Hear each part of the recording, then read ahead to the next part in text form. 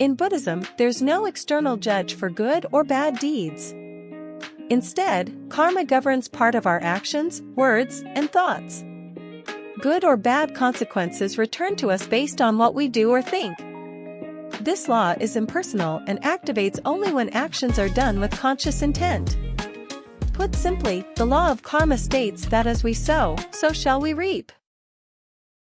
The evil chapter from the Dhammapada is a collection of sayings attributed to the Buddha, and offers profound wisdom on the nature of good and evil, and the consequences of our own actions.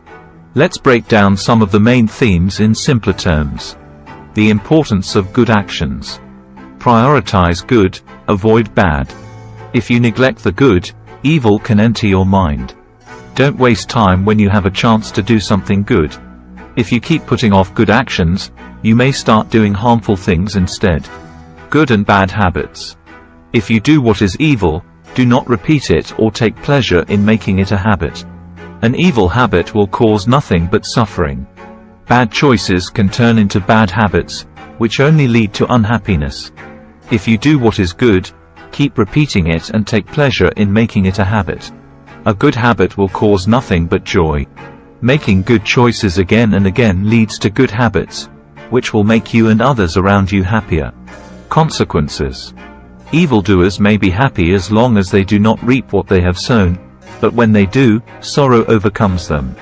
People who do bad things might think they're getting away with it for a while, but eventually, they will face the consequences and feel sorrow. The good may suffer as long as they do not reap what they have sown, but when they do, joy overcomes them. Sometimes, even if you're doing the right thing, life can be tough. But keep going, because eventually, you will enjoy the benefits of your good actions. Thinking lightly of good and evil. Let no one think lightly of evil or good. Little by little, a person becomes evil or good, like a pot is filled by drops of water. Never underestimate the impact of even small actions.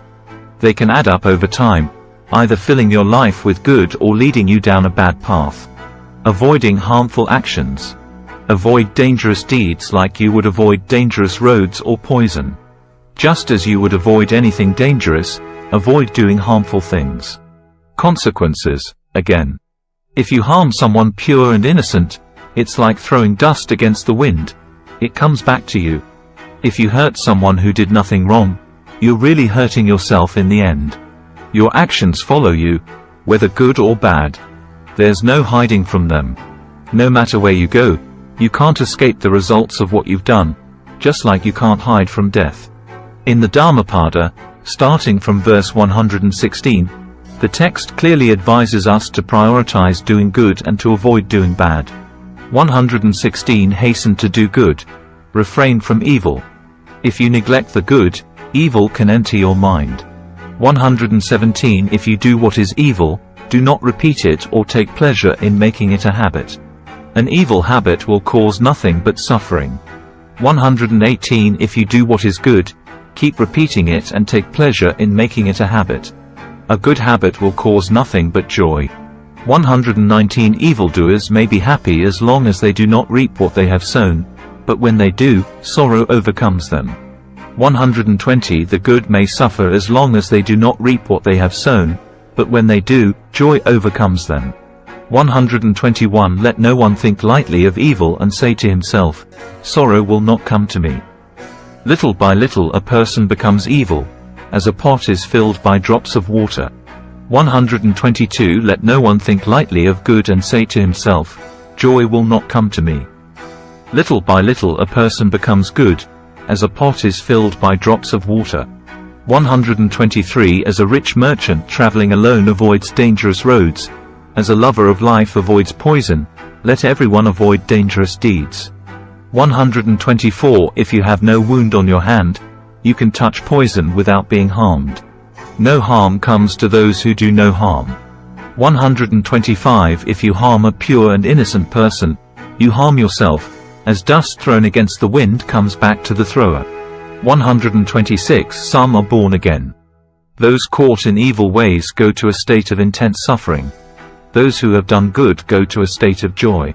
But the pure in heart enter nirvana. 127 Not in the sky, not in the ocean, not in mountain canyons is there a place anywhere in the world where a person can hide from his evil deeds. 128 Not in the sky, not in the ocean, not in mountain canyons is there a place where one can hide from death. By understanding and applying these teachings in your life, you begin to see that every action has a consequence. It teaches you to be mindful of your choices, pushing you toward a path of goodness that not only benefits you but also the people around you.